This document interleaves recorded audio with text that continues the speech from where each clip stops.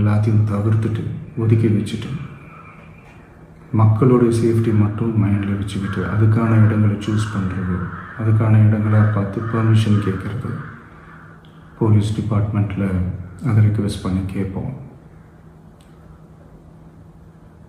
ஆனால் நடக்கக்கூடாதது நடந்துருச்சு.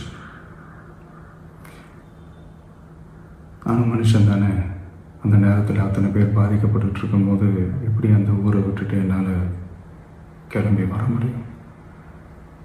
நான் திரும்ப அங்கே போகணும்னு இருந்துச்சுன்னா அதை ஒரு காரணம் காட்டி அங்கே வேறு சில பதட்டமான சுச்சுவேஷன்ஸ், வேறு சில அசம்பாவிதங்கள் அந்த மாதிரி எதுவும் நடந்துடக்கூடாதுன்றதுக்காக தான் நான் அவாய்ட் பண்ணேன். இந்த நேரத்தில் சொந்தங்களை இழந்து தவிக்க